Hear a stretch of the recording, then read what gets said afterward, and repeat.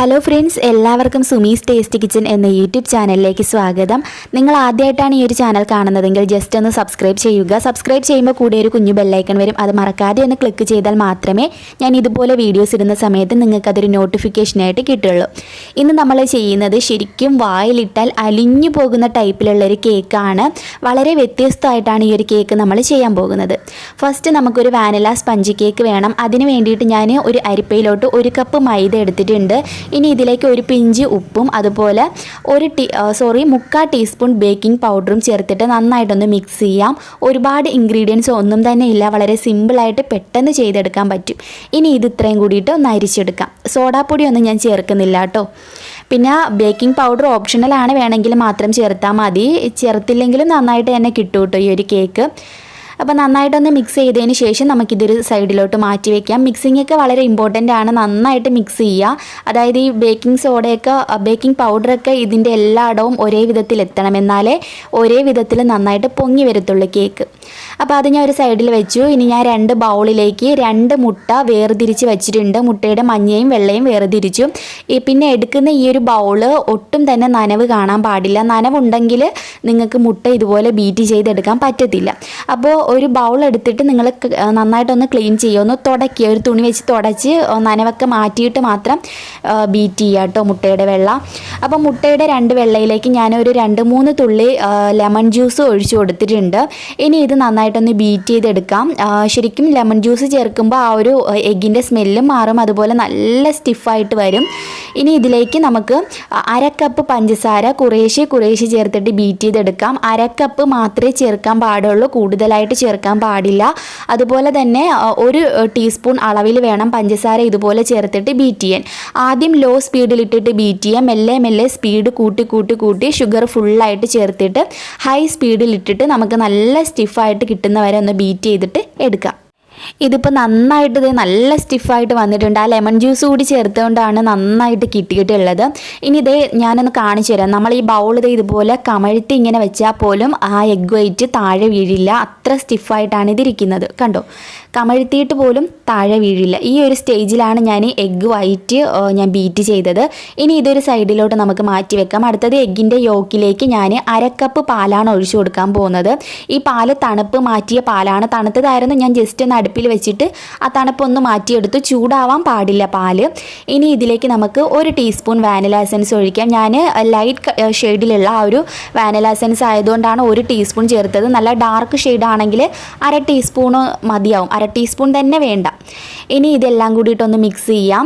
ഒരുപാടിട്ട് beat ചെയ്യേണ്ട യാതൊരു ആവശ്യമില്ല. ജസ്റ്റ് മുട്ടയുടെ മഞ്ഞയൊന്ന് ഇതുമായിട്ടൊന്ന് മിക്സ് ആയാൽ മാത്രം മതി കേട്ടോ.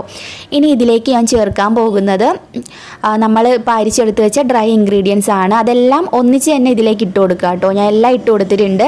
ഇനി നമുക്ക് ലോ സ്പീഡിൽ ഇട്ടിട്ട് ജസ്റ്റ് ഒന്ന് ബീറ്റ് ചെയ്തെടുക്കുക. പിന്നെ ഒരു കാര്യം കൂടി പറയാൻ മറന്നു. മുട്ടയുടെ വെള്ള നമ്മൾ ബീറ്റർ വെച്ചിട്ടല്ലാതെ നമുക്ക് ഫോർക്ക് വെച്ചിട്ടും അതേ രീതിയിൽ ബീറ്റ് ചെയ്തെടുക്കാൻ പറ്റൂ കേട്ടോ. ഞാൻ ഒരു വീഡിയോ കാണിച്ചിട്ടുണ്ടായിരുന്നു. 2-3 ദിവസം മുമ്പ് ഞാൻ ഒരു വീഡിയോ ഇട്ടിട്ടുണ്ടായിരുന്നു. കാണാത്തവരുണ്ടെങ്കിൽ കാണുക, അല്ലെങ്കിൽ ഞാൻ ഈ വീഡിയോയുടെ ലാസ്റ്റായിട്ട് കൊടുത്തിരിക്കാം. അപ്പോൾ അതേ നമ്മൾ മുട്ടയുടെ ആ ഒരു മഞ്ഞ ബീറ്റ് ചെയ്തില്ല, അതിലേക്ക് മുട്ടയുടെ ഈ വെള്ള ചേർത്തിട്ട് മിക്സ് ചെയ്തെടുക്കണം. ബീറ്റർ വെച്ചിട്ട് മിക്സ് ചെയ്യരുത്. ഇതുപോലെ സ്പാച്ചുല വെച്ചിട്ട് ഇതുപോലെ മെല്ലെ വേണം മിക്സ് ചെയ്തെടുക്കാൻ വേണ്ടിയിട്ട്. കണ്ടോ, ഇതുപോലെ മെല്ലെ യോജിപ്പിച്ചെടുക്കുക. ഓവർ മിക്സിങ്ങും പാടില്ല, എന്നാൽ നന്നായിട്ട് എല്ലായിടത്തും ഒരേ വിധത്തിൽ മിക്സ് ആവുകയും വേണം. അപ്പോൾ എല്ലാ മുട്ടയുടെ വെള്ളയും ഒന്നിച്ചിടാതെ കുറേശ്ശെയായിട്ട് ചേർത്തിട്ട് നമുക്കിതുപോലെ മെല്ലെ ഒന്ന് മിക്സ് ചെയ്യാം. ഇനി ബാക്കി ഞാൻ കുറേശ്ശെയായിട്ട് ചേർത്തിട്ട് മിക്സ് ചെയ്യാൻ പോവുകയാണ്. അപ്പം ഞാൻ മുഴുവൻ എഗ് വൈറ്റും ഇതിലേക്ക് ചേർത്ത് മിക്സ് ചെയ്തു. കണ്ടോ, നല്ല അടിപൊളിയായിട്ട് വന്നിട്ടുണ്ട്. കണ്ടോ, നല്ല ക്രീമി ആയിട്ടിരിക്കുകയാണ് നമ്മുടെ കേക്ക് ബാറ്റർ. അതുമല്ല നല്ല വൈറ്റിഷ് കളറും ആയിട്ടുണ്ട്. ഇനി നമുക്ക് 7 ഇഞ്ചിൻ്റെ ഗ്രീസ് ചെയ്ത ഒരു ബേക്കിംഗ് ടിന്നിലേക്ക് ഈ ഒരു കേക്ക് ബാറ്റർ ഒഴിച്ചു കൊടുക്കാം. പിന്നെ ഞാൻ ബട്ടർ പേപ്പർ ഇട്ട് കൊടുത്തിട്ടുണ്ട്. എപ്പോഴും നമ്മൾ കേക്ക് ബേക്ക് ചെയ്യുമ്പോൾ ബട്ടർ പേപ്പർ ഇട്ട് കൊടുക്കുന്നത് നല്ലതാണ് കേട്ടോ. അല്ലെങ്കിൽ ചിലപ്പോൾ കേക്ക് അതിൽ തന്നെ അങ്ങ് ഒട്ടിപ്പിടിച്ചിരിക്കാൻ ചാൻസ് ഉണ്ട്. ഞാനിപ്പോൾ എപ്പോഴും ബട്ടർ പേപ്പർ യൂസ് ചെയ്തിട്ടാണ് കേക്ക് ബേക്ക് ചെയ്യാറ്. ഇനി ഈ ഒരു കേക്ക് നിങ്ങൾ ഓവനിലാണ് ചെയ്യാൻ പോകുന്നതെങ്കിൽ ഒരു 160 ഡിഗ്രി സെൽഷ്യസിൽ 10 മിനിറ്റ് പ്രീ ഹീറ്റ് ചെയ്ത് ഓവനിൽ വെച്ചിട്ട് ഒരു 40 മുതൽ 50 മിനിറ്റ് ഒക്കെ ബേക്ക് ചെയ്യാം. അതുപോലെ ഓവൻ ഇല്ലാതാണെങ്കിൽ ലോ ഫ്ലെയിമിൽ ഇട്ടിട്ട് ഏകദേശം 35-40 മിനിറ്റ് വരെ ബേക്ക് ചെയ്യാം. ഒരുപാട് വീഡിയോ ഞാൻ കാണിച്ചിട്ടുണ്ടല്ലോ, അതുകൊണ്ടാണ് ഇതിൽ ഞാൻ കാണിക്കാത്തത് കേട്ടോ. അപ്പോൾ ഇഷ്ടമുള്ള രീതിയിൽ നിങ്ങൾ ബേക്ക് ചെയ്ത് എടുക്കുക. അപ്പോൾ ഞാൻ അടുത്തതായിട്ട് ചെയ്യാൻ പോകുന്നത് നമ്മൾ കേക്ക് ഇവിടെ സോക്ക് ചെയ്താണ് എടുക്കുന്നത്. ഈ ഒരു കേക്ക് സോക്ക് ചെയ്തെടുക്കുന്ന കേക്കാണ്. അതുകൊണ്ട് തന്നെ ഞാൻ അതിന് വേണ്ടിയിട്ടുള്ള ഒരു പ്രിപ്പറേഷനാണ് ചെയ്യുന്നത്. 1 കപ്പ് പാലെടുത്തിട്ടുണ്ട്. അപ്പോൾ ഈ പാലിലേക്ക് നമുക്കിനി 1/2 കപ്പ് ക്രീം ചേർത്ത് കൊടുക്കാം. ക്രീം നമുക്ക് ഏത് ക്രീം വേണമെങ്കിലും എടുക്കാം. ഞാനിപ്പം കേക്കിന് ചേർക്കുന്ന വിപ്പിംഗ് ക്രീം തന്നെയാണ് എടുത്തിട്ടുള്ളത്. 1/2 കപ്പ് ക്രീം എടുത്തു. വേണമെങ്കിൽ ഫ്രഷ് ക്രീം വേണമെങ്കിലും യൂസ് ചെയ്യാം കേട്ടോ. അപ്പോൾ അടുത്തതായിട്ട് ഞാൻ ചേർക്കുന്നത് കണ്ടൻസ്ഡ് മിൽക്കാണ്. 1/2 കപ്പ് കണ്ടൻസ്ഡ് മിൽക്ക് ഞാൻ ഇതിന് വേണ്ടിയിട്ട് എടുത്തിട്ടുണ്ട്. അതുകൂടി ഇതിലേക്ക് ചേർത്തിട്ട് നല്ലപോലെ ഒന്ന് മിക്സ് ചെയ്ത് എടുക്കണം. അപ്പോൾ ഞാനിപ്പോൾ വീട്ടിൽ തന്നെ ഉണ്ടാക്കി എടുത്തിട്ടുള്ള കണ്ടൻസ്ഡ് മിൽക്കാണ്. ഞാനിപ്പോൾ പുറത്തുനിന്ന് മേടിക്കാറില്ല. ഞാൻ പറഞ്ഞിട്ടുണ്ടല്ലോ, അറിയാത്തവർക്ക് വേണ്ടിയിട്ട് പറഞ്ഞു എന്നേ ഉള്ളൂ. ഞാൻ വീഡിയോ ഇട്ടിട്ടുണ്ട് എങ്ങനെയാണ് വീട്ടിൽ തന്നെ സിമ്പിളായിട്ട് കണ്ടൻസ്ഡ് മിൽക്ക് റെഡിയാക്കുന്നതെന്ന്. അപ്പോൾ ശരിക്കും നിങ്ങൾ നെയ്യിൽ തന്നെ ചെയ്തെടുക്കുക കേട്ടോ. ഞാൻ നെയ്യിലാണ് കണ്ടൻസ്ഡ് മിൽക്ക് റെഡിയാക്കി എടുക്കുന്നത്. നെയ്യിൽ ചെയ്യുമ്പോഴാണ് കടയിൽ നിന്ന് മേടിക്കുന്ന ആ സെയിം ടേസ്റ്റ് ആയിട്ട് കിട്ടിയത്. ബട്ടർ വെച്ചിട്ട് ഞാൻ ഇടയ്ക്ക് വെച്ചിട്ട് ചെയ്ത് നോക്കി, എനിക്ക് അത്ര ഇഷ്ടമായില്ല. ശരിക്കും നെയ്യ് വെച്ചിട്ട് ചെയ്തപ്പോഴാണ് ശരിക്കും ആ കടയിൽ ആ ഒരു ടേസ്റ്റ് വന്നത്. അപ്പോൾ അങ്ങനെ തന്നെ ചെയ്യാം കേട്ടോ. വീഡിയോ കാണാത്തവർ Sumi's tasty kitchen condensed milk എന്നൊന്ന് സെർച്ച് ചെയ്ത് നോക്കിയാൽ മതി. ഇനി ഇതിലേക്ക് 1 ടീസ്പൂൺ വാനില എസൻസ് ചേർത്ത് കൊടുക്കാം. അതുപോലെ 1 നുള്ളുപ്പ് കൂടാൻ പാടില്ല. നമ്മൾ കൈ വെച്ചിട്ട് ഇതുപോലെ ഒന്ന് നുള്ളിയെടുക്കുക. ആ 1 നുള്ളുപ്പ് ഇതിലേക്ക് ഇട്ട് കൊടുക്കുക. എന്നിട്ട് നന്നായിട്ട് മിക്സ് ചെയ്യുക കേട്ടോ. ഇതെല്ലാം കൂടിയിട്ട് നല്ലപോലെ യോജിക്കണം. അപ്പോൾ നല്ലപോലെ യോജിപ്പിച്ചിട്ട് ഇത് നമുക്ക് നേരെ ഫ്രിഡ്ജിൽ വെക്കാം. എന്നിട്ട് കേക്കൊക്കെ റെഡിയാക്കിയിട്ട് നമുക്കിനി ഇത് എടുത്താൽ മതിയാവും. എന്തായാലും നമ്മുടെ കേക്ക് ഇവിടെ റെഡി ആയിട്ടുണ്ട്. കുറച്ച് ചൂട് ആറിയിട്ടുണ്ട്. നല്ല കംപ്ലീറ്റ് ആറിയിട്ടില്ല കേട്ടോ, കുറച്ച് ചെറിയ ചൂടുണ്ട്. അപ്പോൾ ഞാൻ ഈ ഒരു കേക്ക് ഈ ടിന്നിൽ നിന്ന് എന്തായാലും പുറത്തെടുക്കുകയാണ്. നമ്മൾ ബട്ടർ പേപ്പർ ഇട്ടതുകൊണ്ട് എടുത്താലും കുഴപ്പമില്ല, നന്നായിട്ട് തന്നെ പുറത്തെടുക്കാൻ പറ്റും. ചില കേക്കൊക്കെ കംപ്ലീറ്റ് ചൂടാറാതെ നമ്മൾ പുറത്തെടുത്താലും നന്നായിട്ട് എടുക്കാൻ പറ്റത്തില്ല. അപ്പോൾ ബട്ടർ പേപ്പർ ഇട്ടേക്കുന്നതുകൊണ്ടാണ് ഞാൻ പെട്ടെന്ന് തന്നെ എടുത്തത്. ചെറിയ ചൂടേ ഉള്ളൂ കേട്ടോ, കുറേ ചൂടൊക്കെ ആറിയിട്ടുണ്ട്. ശരിക്കും നല്ല സോഫ്റ്റ് ആയിട്ടാണ് നമ്മുടെ കേക്ക് ഇരിക്കുന്നത്. അതുപോലെ നല്ല വെള്ള കളറിലാണ് നമ്മുടെ കേക്ക് വന്നിട്ടുള്ളത്. അപ്പോൾ ഈ കേക്ക് ഞാൻ ഇതിലേക്കൊന്ന് തിരിച്ചിട്ട് കൊടുത്തിട്ടുണ്ട്. ഇനി ഞാൻ ഇതിലേക്ക് ചെയ്യാൻ പോകുന്നത്, ബട്ടർ പേപ്പർ ഞാൻ മാറ്റിയിട്ടാണ് കേക്ക് ഇട്ട് കൊടുത്തത്. ഈ സെയിം ടിന്നിൽ തന്നെയാണ് കേക്ക് ഇട്ട് കൊടുത്തേക്കുന്നത്. നമ്മൾ ഈ മിക്സ് ചെയ്ത് വെച്ചിരിക്കുന്ന ആ ഒരു മിക്സ് ഞാൻ എടുത്തു. എന്നിട്ട് ഈ കേക്കിൻ്റെ ടോപ്പിലായിട്ട് കുറച്ച് ഒഴിച്ചു കൊടുക്കണം. ഇത് ഫുള്ള് നമുക്ക് ഈ കേക്കിൽ ഒഴിച്ചു കൊടുക്കണം. കാരണം ഈ ഒരു കേക്ക് ഇങ്ങനെയാണ്, ട്രസ് ലെച്ചസ് കേക്ക് എന്നാണല്ലോ ഇതിൻ്റെ പേര് തന്നെ. അപ്പോൾ ഇത് ശരിക്കും നല്ല സോക്കായിട്ട് കിട്ടണം ഇതിൽ ഫുള്ളും. അപ്പോൾ ഇത് ഇത്രയും ഒഴിച്ചാലേ ഈ ഒരു സെയിം ഒരു കേക്ക് നമുക്ക് ചെയ്തെടുക്കാൻ പറ്റുള്ളൂ. അപ്പോൾ ഫസ്റ്റിലെ നമുക്ക് മുകളിലായിട്ട് കുറേ ഇങ്ങനെ ഒഴിച്ചു കൊടുത്ത് അതൊന്ന് താഴാൻ വേണ്ടിയിട്ടൊന്ന് വെയിറ്റ് ചെയ്യണം കേട്ടോ. അതൊന്ന് താന്ന് കിട്ടണ്ടേ. എന്നിട്ട് നമുക്ക് ഈ സൈഡിലെല്ലാം ആയിട്ട് ഫുള്ളായിട്ട് ഇത് കവർ ചെയ്യുന്ന രീതിയിൽ ഒഴിച്ചു കൊടുക്കാം.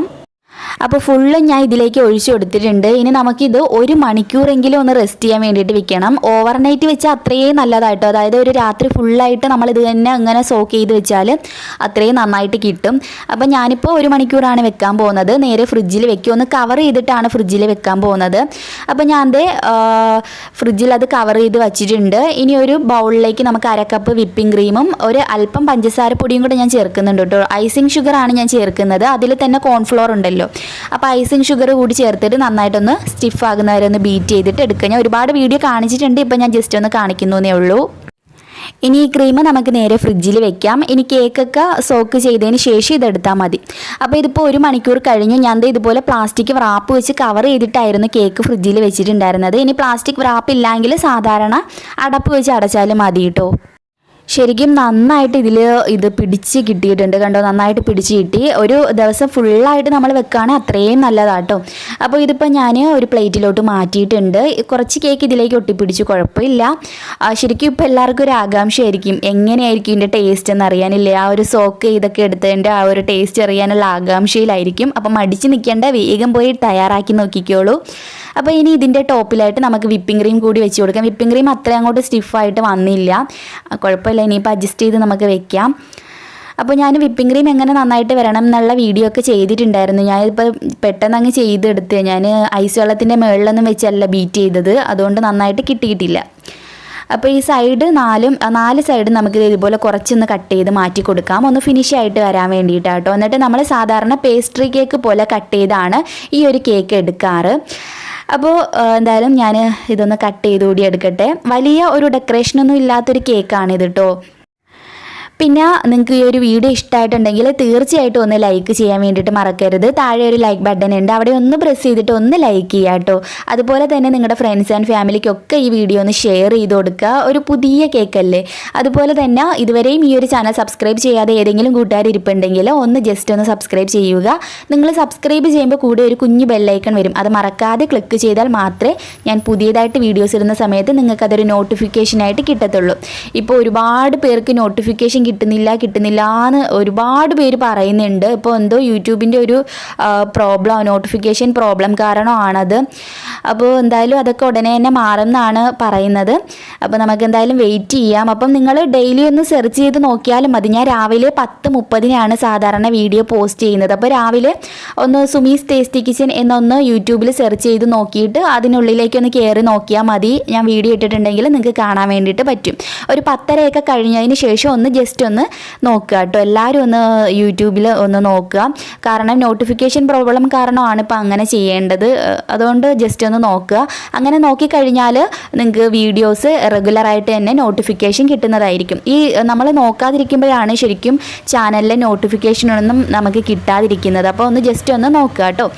അപ്പോൾ എന്തായാലും വീഡിയോ ഇഷ്ടമായെന്ന് കരുതുന്നു. നമുക്ക് പുതിയൊരു റെസിപ്പി വീഡിയോ ആയിട്ട് വീണ്ടും കണ്ടുമുട്ടാം. നിങ്ങൾ ചോദിച്ച എല്ലാ റെസിപ്പീസും ഞാൻ ഉടനെ തന്നെ ഇടും. ഇതും ഒരു കുട്ടി ഒരുപാട് ദിവസമായിട്ട് എൻ്റെ അടുത്ത് ചോദിക്കുന്നതാണ്. കണ്ടിട്ടുണ്ടെങ്കിൽ കുട്ടി ഒന്ന് കമൻറ്റ് ചെയ്യുക കേട്ടോ. ഇത് ചോദിച്ച ആൾ കണ്ടിട്ടുണ്ടെങ്കിൽ ഒന്ന് കമൻറ്റ് ചെയ്യുക. കാരണം നിങ്ങൾ കാണുമ്പോൾ നമുക്കും ഒരു സന്തോഷമാണ്.